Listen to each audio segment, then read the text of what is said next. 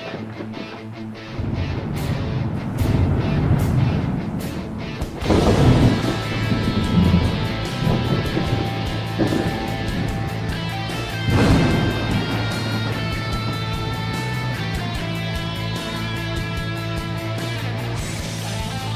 out there, welcome to the No Shit Cast. I'm your host, Matt Fraser. Joining me tonight on the show, sitting in the co-pilot seat for tonight's festivities, none other than the Grey Wizard of Historical Knowledge himself, Mr. Eric Smith. How you doing tonight, Eric? Very well, Matt. Thank you very much. So, pressing questions here tonight. Breaking ground tonight on the No Shit Cast. Big stuff. Yeah, absolutely. The questions that, you know, people really want to ask and that people really want to know. And didn't know it was time to know or ask. We're so far ahead of the spectrum here that people don't even understand how important the answers we're giving them is going to be. Right. These are going to be needed later. So we kick this off. This is from Big Think. Mm-hmm. Should sex with a robot be considered cheating, Mr. Smith? Well, if you're married to any kind of cybernetically enhanced organism, I'd say yes. If you're married to one? Yeah. Which is implied by if you're cheating with one, you would potentially be married with one, because that happens in real life with biological units anyway. So it's only cheating if you're married to a cybernetic organism. Not only, just certainly is. If that's the case, it might be otherwise too. It might be if you're married to a normal biological human that it would be still cheating. I think cheating's defined by the couple. Is that right? It's whatever part of the original agreement is, kind of thing, right?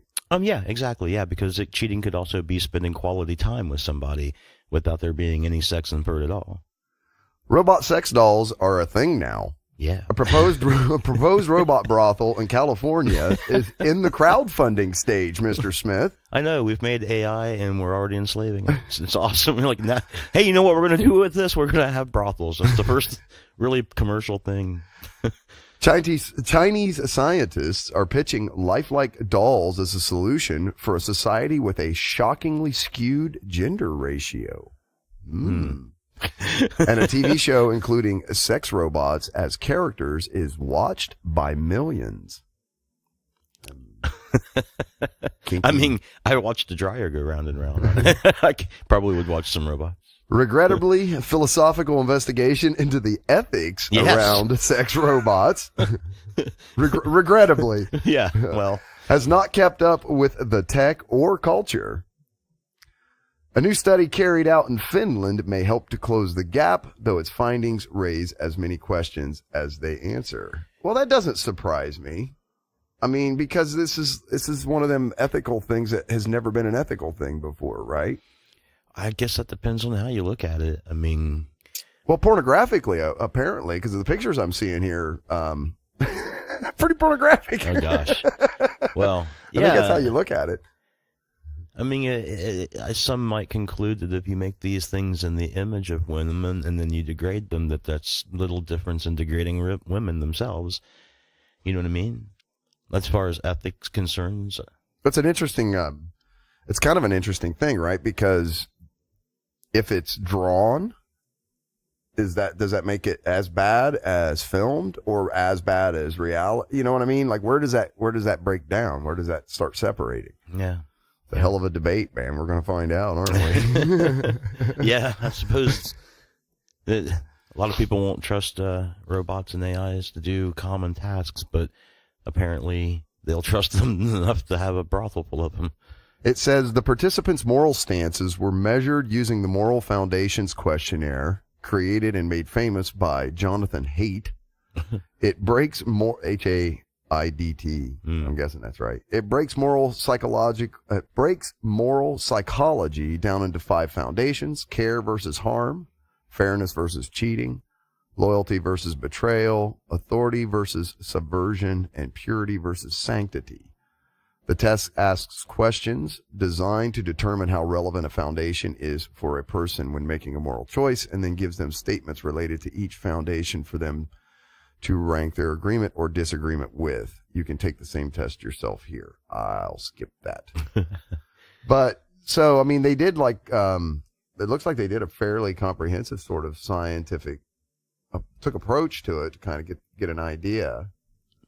It says subjects with more sexual experience judge the act of going to a brothel less harshly overall. Female test subjects found the character to be morally degraded, to be more morally degraded than the male subjects did.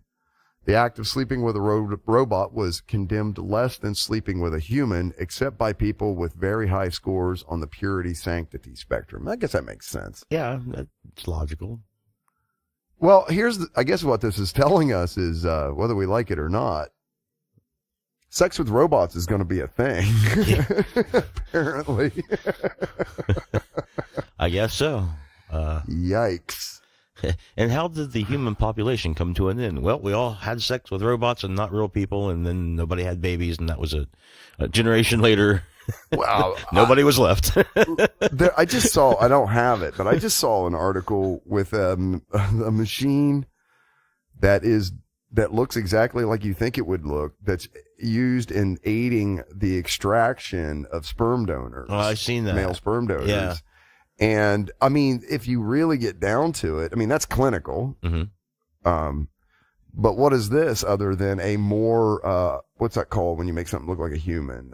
Anthropomorphic. Anthropomorphic version of that same clinical machine, really. Yep. I don't know that maybe we get to the point where, people can feel tremendous amounts of empathy and things like that for machines and things that they know were built and not born. I don't know. I know that in places like restaurants and things where they have replaced the human workers, that they're going back in now and putting human workers back in because the public at large doesn't seem to receive that. There still has to be a bit of a human element to certain experiences to entice people to stop by. I mean, beyond that, it's, I guess I can understand why the liability for having sex with a robot for men is much lower than it is for, it's about the same liability either way for men and women. You know what I mean? So it's strange. I wonder how that breaks down versus male versus female and those kinds of things. I can see women thinking it's creepy, and I can see them being right. Gosh, I can see somebody like reprogramming robots to kill people or something instead of having sex with them. Well, based on that, my next story comes from Futurism. Amazon used AI to automatically fire low productivity workers. Maybe that's not murder, but that's killing your job. Why did your last boss fire you? Well, it's math. Yeah, I was found wanting by a machine. I was judged by a machine, and God, that's got to be the lowest of low. Yeah. When you suck so bad that a human doesn't even bother firing you, a machine does. Yeah. Like, wow. No one's wasting their time firing you. Just go. Look, if you ask an actual human about this, they're going to agree with me. You might as well just go.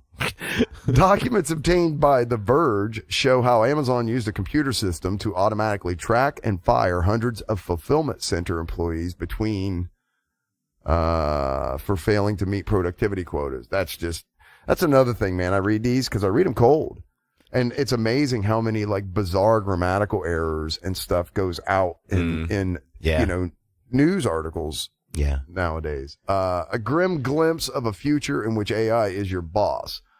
While not every decision was made by a computer system, the documents, including a signed letter by an Amazon attorney describing the system, reveal how deeply automated the process really is.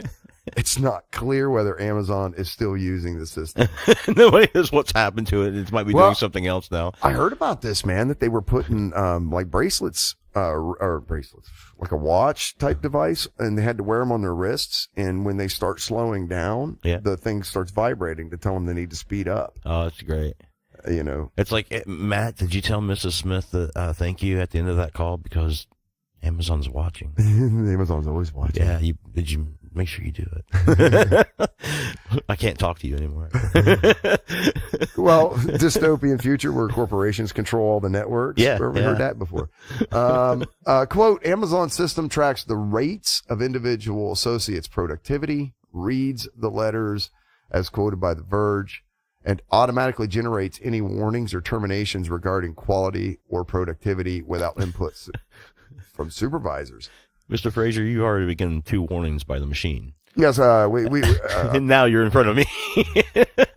Like the machine's giving you 2 warnings. Now you're in front of me, you know, like.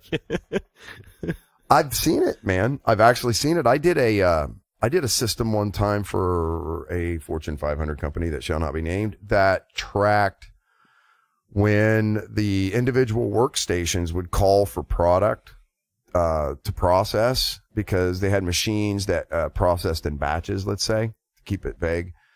And so I helped them develop a system because they were the people that ran the machines, throughput numbers were shit, and throughput on the line was shit, and everybody was pointing fingers, but nobody could actually see where the problems were.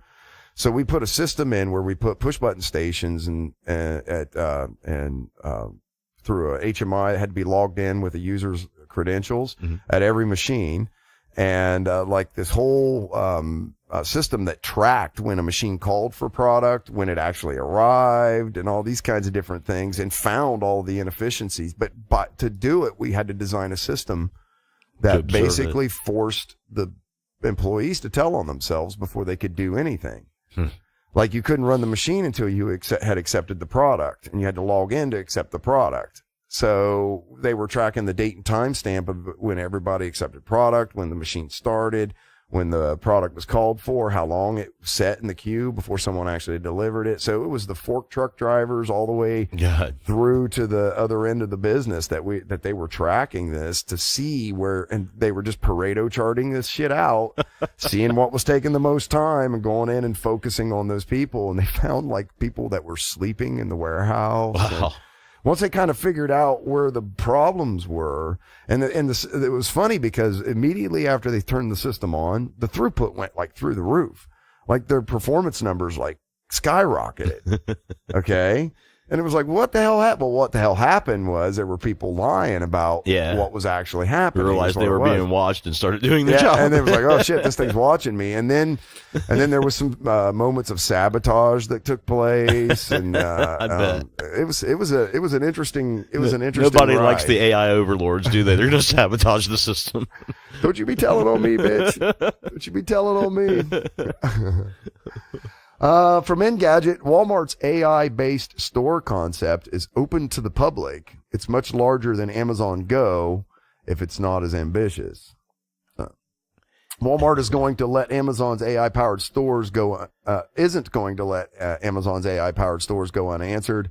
Although it's not exactly cloning the concept, the big box chain has unveiled a publicly accessible concept store, the Intelligent Retail Lab, IRL for short. Ooh. I'm not going to use that. In Leventon, New York, the location uses computer vision and a vast array of cameras, not to handle purchases like Amazon Go does, but to help employees restock empty shelves and corral shopping carts. There are still checkout lines and floor stuff, Walmart notes. This is meant to minimize drudgery for workers and free them for tasks humans can do best, like helping customers. Well, I guess that's like the marriage. It's going to get to a point. I mean, we're so close to. Have you seen? I think it's Kroger's, one of the big grocery chains, is actually doing a thing now where you can use their app and you can literally like scan the items as you put them in the shopping cart. Mm-hmm. Okay, and then you go at the end and you just pay that amount, and then it's kind of like at one of the BJ's or Sam's Clubs, before you go out the door, they look at your receipt and they kind of look in your cart and look to see if there's anything. They spot check you. Yeah. And that's it. And then boom, you're out the door, kind of idea. Interesting. Yeah. So it won't be long before we just go in and scan a bunch of shit. Yeah. And then walk up and, say check out at Terminal 4. And then that's where you scan your card and bag your groceries, and out the door you go. We're almost there now. Yeah. We've been interesting. I've been having my groceries delivered a lot because I'm lazy. We went from growing them out back in a garden to having them just having delivered by people machines. Such a first world issue, man, isn't it? Yeah, You know? I mean, it's weird. We can just like pick up a phone and people will just bring food to the house for you. You don't even have to leave. I mean, it's been like that for a long time. They did that in ancient Roman times. There was takeout food and delivery. Well, yeah, takeout food, but I mean, like literally now you can just order your groceries and they will bring them to your house, man. Yeah. It's like cheating. It's crazy. I gotta say that if any artificial intelligences take over the world, I hope it's the Walmart artificial intelligence. What? Why is that? I just think that would be very ironic to have the world run by a former supermarket AI. Just kind of right, yeah. The Waltons, that used to be a beloved television show and a beloved family, and now they're sort of vilified. The Waltons, are they? Yeah. A lot of people don't like Walmart. They think that Walmart comes in and destroys all the local economies and kills all the local businesses, and they have a very valid point in the sense that it does. So now they're trying to do this thing where they locally source everything they can versus bringing everything in from China. But we'll see. We seem to have a pretty good balance around here. There's a lot of local stores around here, wouldn't you say? Yeah, it's very well balanced here. But and the other thing is that those type of stores have kind of started making a huge comeback. Yeah. People, when you go into any mall nowadays, you won't see. The last time I was in a major mall, I saw more like local or small businesses than I saw full, like the big chain type stores, all the kiosks and such. Well, no, I mean like in the actual spaces too. Okay. You would see, say a high chain type location like a Abercrombie or American Eagle, but then you would also see like a local leathers shop in the space right next to it. And I saw more of those type of businesses in the malls than I saw the big chain businesses. Because all these chains are folding up all over the place. Yeah. And, it's all about cost and cost to do business. So this type of AI, it's coming. Vision systems, you're going to walk into a store. They're already watching you. They watch where you move around in the store based on your Wi-Fi signal. Did you know that? No, I'm waiting for RFIDs.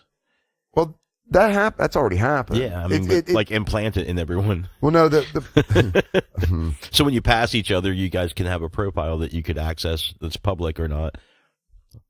Well, like the chips they put in your hand and different stuff. Well, we don't need to do that because we have facial recognition now and everybody has a cell phone. Yeah. So you don't necessarily have to do anything. It's so intrusive, getting yourself marked by the beast, as it were. Oh, yeah, but that would just be like the best integration. You could still have your phone. It would just be integrated with you and you with your phone. Well, somehow, eventually, and because we talk about this all the time, right, with the concept of augmented humanity.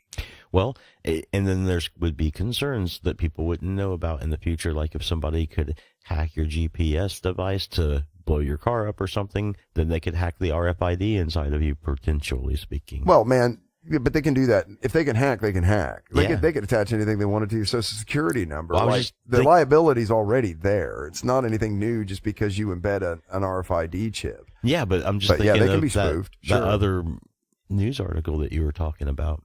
Which one? The one where the person hacked the GPS unit in the car.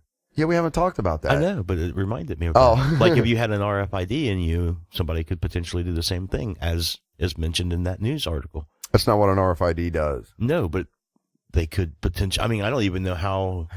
See, I'm already jumping ahead, but I don't even know how that they would be able to affect a car like we were talking about in that article. Yeah, but we killed that article. We're not going to talk about it, so I already got rid of it. So we're foreshadowing something we're not going to talk about, unfortunately. People will want to know someday. Someday we'll want to know. Now, it is a deal, though. I mean, buy a new car today without having it automatically connected to their version of whatever satellite thing it is, OnStar or whatever. My new Toyota has it. It's just there. It has like it's got this weird space age looking fighter jet flip down cover and then a red button that you jam. And that's like your shit just went sideways button. and it notifies, it like comes on, they connect you to 911. It tells them your like exact position, like your GPS coordinates and all this kind of stuff. But it's got this flip up cover that you got to, like, I'm going live on the missiles, kind of thing. Some serious business here. Oh, no, it's right here. Hacker finds he can remotely kill car engines after breaking into GPS tracking apps. Yeah. I thought we killed this. No, see, how can GPS tracking apps have anything to do with killing your car engine? And if they could, how is that any different than someone finding a way to use an RFID to blow up inside you or something terrible? Well, let's find out. Yeah. A hacker broke into thousands of accounts. This is from Motherboard, which is Vice News. A hacker broke into thousands of accounts belonging to users of 2 GPS tracking apps, giving him the ability to monitor the locations of tens of thousands of vehicles and even turn off the engines for some of them while they were in motion, Motherboard has learned. The hacker, who goes by the name L&M, told Motherboard he hacked into more than 7,000 iTrack accounts and more than 20,000 ProTrack accounts, 2 apps that companies use to monitor and manage fleets of vehicles through GPS tracking devices. That's how they did it. Okay, so there's a back door there in that he kind of like hacked a company that probably does, this is like commercial stuff. The hacker was able to track vehicles in a handful of countries around the world, including South Africa, Morocco, India, and the Philippines. On some cars, the software has the capability of remotely turning off the engines of vehicles that are stopped or are traveling 12 miles per hour or slower, according to the manufacturer of certain GPS tracking devices. By reverse engineering ProTrack and iTrack Android apps, L&M said he realized that all customers are given a default password of 123456. Is that really fucking hacking at that point? I don't know. It's easy pickings, maybe, but that doesn't count. That's not. You can't call yourself you can't have a call. I'm L&M, bitch. 123456. I worked for a company one time, and we have to do a lot with SQL database now and industrial automation, and because we have to, collect this data that people want from their processes that tell on the employees, right? You got to stick that shit in a database. So I was dicking around. I had to put a SQL server on our company network, and I was in the tools that you use to manage your servers. And I could see all of our company's SQL servers on the network. Oh, that's interesting. So on a lark, the default password for SQL databases was SA, which is like a system administrator, SA. So once you build a SQL database, you have to create system administrator accounts. Then you have to delete those generic accounts that they create for you. So I just, on a lark, decided I would see if I could actually connect to and get into one of our SQL databases. I could get into every single one of them. Not a single one of them had removed the SA account from any of the databases. They were all wide. Now, this is one of the things, you have to have the tools, you got to be on the network, and you got to kind of know what you're doing. So I was in the position, but I just thought that was like, holy crap. Like, I could go in if I wanted to and just, delete. Just blow. Now, they got backups, obviously. There's tape backups and hard backups, and they could restore to a point, but it would still wreak havoc, right? 1, 2, 3, 4, 5, 6. Bitch, you ain't a hacker. At that point, the hacker said he brute forced millions of usernames via the app's API. Then he said he wrote a script to attempt to log in using those usernames and the default password. All right, I think that gives him straight up hacker cred right there, because half of that I didn't understand. So this allowed him to automatically break into thousands of accounts that were using the default password and extract data from them. Ooh, so that answers your question. There's more to it than it was just, hey, I'm using the GPS app on my iPhone, and how does that give him access to shut my car off? There were commercial vehicles that had other devices implanted in them. Right. Yeah. That's how it went down. That's good. I'm glad to know that. Thank fucking God. I was worried for a minute. What the hell? See, what's his name said, the big words giveth and the little words taketh away. Tom Waits. Profound. This one comes from space.com.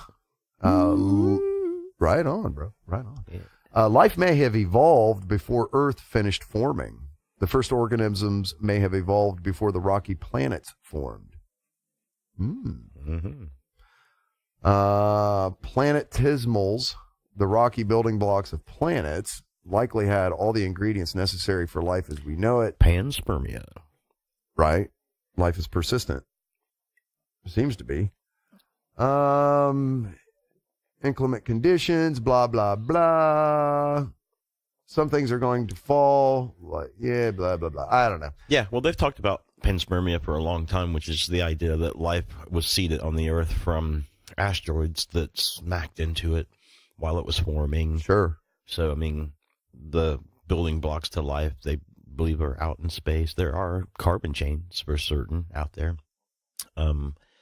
So it could be possible. We haven't actually found any proof of that for sure, but they did find a asteroid that they thought had a fossilized microbe in it, but that hasn't yielded any specific results yet. But that was just recently too, wasn't it? It's been around for a while. Well, there's something, unless they found a new one, which they could have. There's something new that just came through. Man, I ain't going to waste time thinking about it. I ain't going to waste time. I thought something just came out new where they found something in an asteroid. It was It's possible. Had like a bubble, and inside the bubble inside there was some sort of bacteria or something. Extremophile of some sort. Yeah. I mean, there's shit they got bolted onto the outside of the space station to see if it'll survive in space. And it does. It does. It's there's been bacteria that's multiplied, I think, in cameras left on the moon, and there's been life that's been found in lava tubes. We've found life that feeds on electrical energy. So, I mean, there's a lot of extremophiles. That's bizarre, huh? Yeah. Feeds on electrical energy. We found life that feeds on the souls of human beings. Possibly. Our exes kind of thing, right? Possibly. Nothing like an ex-girlfriend, man. Woo! Well, speaking of ex-girlfriends, this comes from Big Think again. New fossils suggest human ancestors evolved in Europe, not Africa. Experts argue the jaws of an ancient European ape reveal a key human ancestor. Homo sapiens have been on the earth for 200,000 years, give or take a few 10,000-year stretches. Much of that time is shrouded in the fog of prehistory.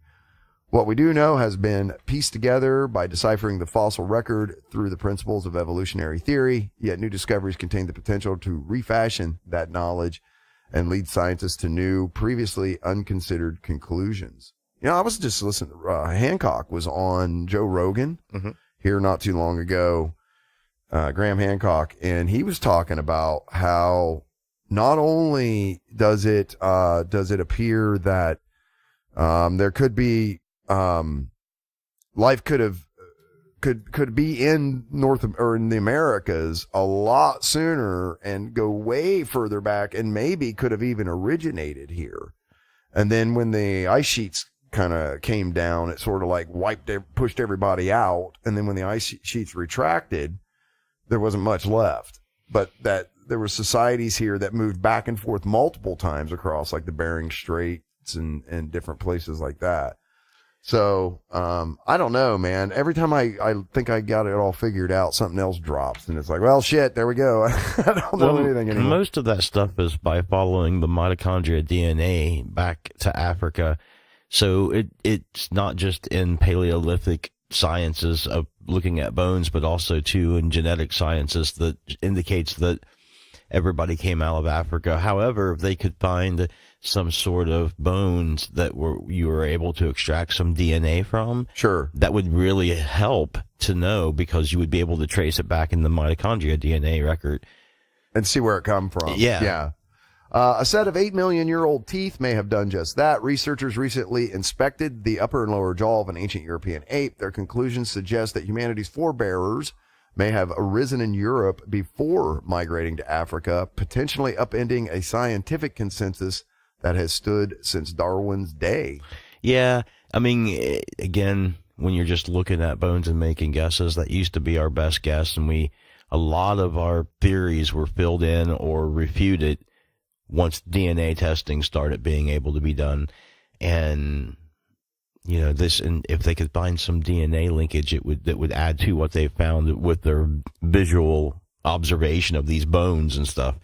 That would be great. Well, that's because that's how science actually is supposed to work. You're supposed to have multiple different things that prove from different approaches that prove the same data, right? Pretty much, yeah. That everybody can do wherever they're at. Like if they did a test on mitochondria DNA in Europe, and then somebody wanted to do that in the United States, as long as they could replicate under the same conditions, the same results, then you could consider it empirically tested and verified. Well, that'll happen more than just once. Once is great, but then it'll be, and then they'll change the test and say, well, if that's true, then this must be true, and they'll do a completely different test to sort of backdoor verify facts. But right now, that's just people looking at bones and saying, hey, look, there's a similarity here and a similarity here, and it looks like this went to this, and so therefore this could be related to this person, and if so, that would mean this because we've been able to trace this back to this. You know what I mean? Like, it's not a direct link or anything. Right. It's just a potential link that they've seen. So, well, history can be really strange sometimes. Yeah. And you gotta take the data and try to interpret it as a new paradigm, and hope that the biases that exist inside of, the hallowed halls of certain sciences doesn't, because that's been the problem, is when people find stuff that's outside of the normal accepted paradigm.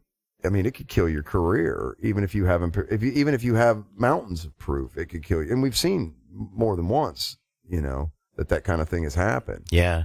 There was a guy on NPR talking about that he wanted to pursue genetically modified organisms as a career, but that there are so many people against it and stuff that he couldn't even get funding for it. So he ended up having to switch careers because it was just one of those things that, even though scientifically speaking, it's definitely for the best, there's such a back push to it that no one can really do it. We are no one wants it. We are our humanity.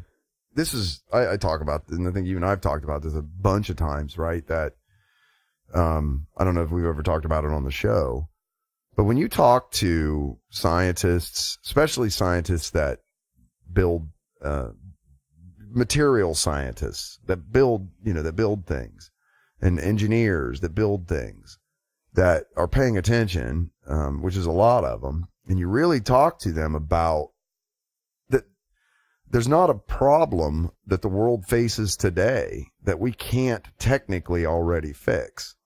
Not a single one. There's no food shortage. There's no healthcare shortage or crisis. None of this stuff exists. What exists is a lack of energy. That's what exists. And it exists because the mechanism with which we produce energy, let's say electricity in this case, okay, is bottlenecked by a supply and demand system that doesn't even need to exist anymore. Because we can already do things on the nuclear scale, and we can do things subsequently, generations later, third and fourth generations later. Now we're moving into plasma reactors with the fusion reactors. Yeah. So that's what I mean. Like, we're already there. We could be doing this stuff already. We could make electricity super green, super cheap, super abundant, super available. We could do it all today, which could run your desalinization systems cost effectively, which can run LED lighting systems and special ventilation systems and things for indoor grow facilities and all of this kind of stuff. So we can do it all today. We can do all of this today. But the problem is it's two things. First of all, paranoia, because like you said, same with GMOs. People hear GMO and they go, "Oh, I don't want that shit." We've been eating GMOs since we've been a species. That's just, I mean, but there is a difference between nuclear irradiating something to cause a genetic mutation and then splicing two plants together over generations to get a fruit that's desired. Okay. One of them tends to happen what people would consider to be much more naturally than the other, but technically they're both GMOs, right? Yeah. Both. And one's just a different level of being able to manipulate the plant on an atomic level. Is where we're able to manipulate now, just like you had pointed out, we're going to fusion reactors, and And isn't the UK's going to be turning one on like next year or something like that? No, I think China is the leader right now. China, I think, has has got the best shot at getting really? online. I thought the with UK had something going on too. There's a lot of countries that are researching them and playing around with them. And I did a podcast a couple of weeks ago about what they call tabletop fusion, which was a new thing. It's just a new way of handling the process. But it's coming. There's no doubt that it's coming. And the problem with it is being, it's funny because if you think about a good amount of the violence that happens in the world is about scarcity of resources, really, when you get down to it. And if you could create a system in which energy was abundant and available to everybody, a lot of that stuff starts to go away just because people aren't, there isn't a scarcity of resources anymore. You can get to them. It's like we don't have a lack of fresh drinking water issue. What we have is it's too expensive to desalinate the oceans and purify ocean water. That's what it is. The planet's 75% covered in water. Yeah. We don't have a fucking water problem, folks. We don't, it doesn't exist. It's a scarcity of energy problem. But yeah, that's the same kind of thing. Like you said, when, people will see that kind of stuff and then they just freak out, man. And it's as soon as they hear nuclear, they're like, nope, they think bomb. It's like, it's not even. And they think dying of radiation poisoning and things exploding in a mushroom cloud and all this. Giving birth to babies with 8 arms. And it's kind of, it's the same idea. It's like we don't want coal-fired steam engines because they explode. So we don't want trains at all. Yeah. And it's sort of on that same level with all of that, man. Look, if the human body was meant to travel as fast as a steam engine, there would have been some sort of an animal that would also travel that fast. That's right. Ride it. So I ain't if right God that. wanted me to fly, he'd give me wings. That's right. Also from Big Think, scientists see rarest event ever recorded in search for dark matter. Now, Sherfu says dark matter is bullshit. It's dead. Bullshit. So he'll get a kick out of this article. The team caught a glimpse of a process that takes 18, a boatload of zeros years. Scientists have observed an extremely rare particle, physics event using a detector that's hunting for dark matter, the mysterious material that physicists have yet to observe. Thus, Sherfu saying it's bullshit. In a paper published in the Journal of Nature, researchers within the Xenon collaboration, and it's all caps, so it's important. Like with an X, I bet. Yeah. Xenon, said that they observed the radioactive decay of a substance called Xenon-124. I think I figured out how they got their name. An isotope of the element xenon, a colorless and odorless noble gas found in tiny amounts in the atmosphere. The event, a 2-neutrino double electron capture, they could have just left that out, has eluded scientists for decades. It happens when 2 protons and a nucleus are simultaneously converted into neutrons by the absorption of 2 electrons from one of the atomic shells and the emission of 2 electron neutrinos. After this occurs, the event shoots out a predictable cascade of X-rays and auger electrons that scientists look for using an ultrasensitive detector buried about 5,000 feet beneath Italy's Gran Sasso Mountain, where it's shielded from the cosmic rays. Yeah. That's got to be shielded, man. You do. Quote, we have shown that we can observe the rarest events ever recorded. Ethan Brown, a professor of physics at Rensselaer Polytechnic Institute and co-author of the study, told Newsweek, quote, the key finding is that an isotope formerly thought to be completely stable has now been shown to decay on an unimaginably long time scale. How long is that time scale? The team estimated that Xenon 124's half-life is about 18 sextillion years. That's thus the zeros. Which is then 1 trillion times the average age of our universe. See what I mean? Which is then 1 trillion, I don't know.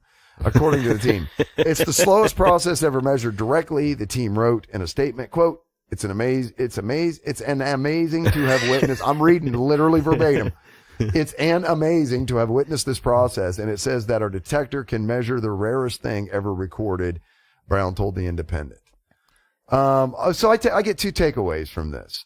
Number one, it sort of just confirms something that they had already theoretically sort of predicted would be there. So now they've measured it, kind of thing. And number two, Big Think really needs to work on its editors. Yeah, I think a lot of those news sources hire college students for pennies on the word to go to other news agencies and basically retype and reformulate a article that's in the public press. Well, for them. I'm going to point it out, so maybe they'll pay these kids more money. Yeah. So that At least I know a kid that used to do that. He used to work for articles like this, just the weird ones that you would hear like on the internet. Right. And then he would go to like a public news source, find a news story, and essentially rewrite that news story as a new article on there. Yeah, like that's why we see all these way. references through to like Newsweek and all of these other publications. Yeah, because that's probably who broke the story or something. And then you see all these edits in it and stuff like that. There's bad edits and words and stuff because, you know, college kids, they really weren't interested in their classes, I don't think. I don't know. Well, if they're doing it for pennies on the word, they're just it's all volume. So get through it. So you're more prone to make little mistakes like that, I suppose. It's kind of how it works. This last article I have is from Ars Technica. It's about a wind farm. Massachusetts offshore wind project gets green light at roughly 8.9 cents per kilowatt hour. And that makes it blah, blah, blah. Lots of big windmills. People in Massachusetts think they're ugly, yada, yada, yada. This whole story's been going on forever, but it looks like it's finally been green lighted. And at 8.9 cents per kWh, it's off Martha's Vineyard too, which would be great for Martha's Vineyard because I don't know what they're doing for power. I imagine it's the crunchy liberals up there in the Northeast, so they're probably using a lot of solar and stuff. But I bet they have at least an oil or gas power plant on that. Energy problem, Matt, but they're ugly. Well, a lot of people didn't like them because of that. But 8.9 cents per kWh is super competitive in we're not landlocked on an island kind of. Oh, well, that wouldn't be landlocked. We're not water. What would that be? If we're not on an island somewhere, we have to have the oil brought to us to burn to make electricity. Or if we don't have a trunk line that goes across the water that gets me power from the mainland. Islands pay enormous amounts of money for electricity. And then they also, the way they kind of offset that though is a lot of them burn oil and they'll use the used motor oil from vehicles on the island because they also don't have any other way of getting rid of used motor oil other than sticking it in barrels and shipping it back to the mainland. So, but 8.9 cents, I bet, the average rate is going to be in the 30-cent range for that power if they're doing it conventionally. But that's that's what I mean. Even if I think residential is like 11 cents and that's with coal-fired power, the cheapest power you can get is like around 11. So that's highly competitive. Yeah. That's all of us. That's kind of like how electric vehicles sort of, when they first came out, and I was one of the people that was like shitting all over them. You're still going to make the electricity. But there was all these side benefits, man, that have made them so much more desirable because of safety and all kinds of different things that they can do with electric vehicles that you can't do with a gas. Or it's much harder to do. Harder is probably the better word. To do with like mechanical linkages and those kinds of things. But, so, like electric vehicles have really, everybody's got an electric vehicle, an EV. Every car manufacturer in the world, all the supercar manufacturers, Ferrari, Lamborghini, Porsche, Audi, they're all building hybrids or straight up electric vehicles of some kind. Lexus, has them, because they're just better. So that's what, here's and when this stuff starts to reach and it's going to be, it's got a big battery project. Once it starts reaching parity or better with conventional production methods, the market will just switch. Yeah. It'll just do that because it's cheaper. The side benefit is it doesn't pump huge amounts of carbon into the atmosphere that wasn't there previously, right? Yeah.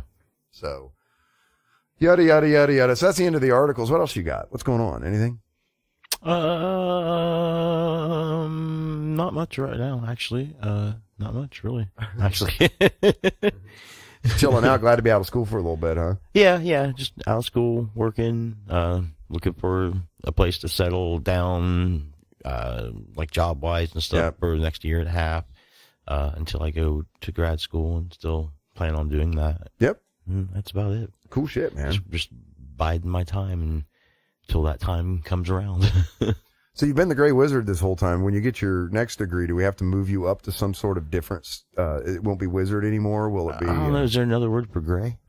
There's like lots of words for like red and blue, but is there another word for gray? How about bland? Bland, yeah, the bland wizard, the bland wizard of history. I was thinking more on. Is there something above wizard? Is there I don't know. Grand Poobah. What is there? Yeah, is Grand better Poobah. than The Grand Poobah of history. the Gray Grand Poobah of historical knowledge. Well, what did that girl tell you? You silver fox? Yeah, or something? The silver fox. Silver fox of history. You can be the silver fox of historical knowledge now. Yeah. Silver fox. You devil, you. Ow. Okay, so on that note, let's wrap it up here. Thanks for listening, everybody. We'll be doing more of these in the future. Me, myself, and I, possibly Eric, possibly other people. Stay tuned. But thanks for listening, everyone. Keep hitting those like and subscribe buttons. We really appreciate it. The feedback on YouTube has been a blast. Thanks, everyone out there, for commenting. We'll catch y'all next time, and thanks for listening again, and we'll talk to you later. Bye.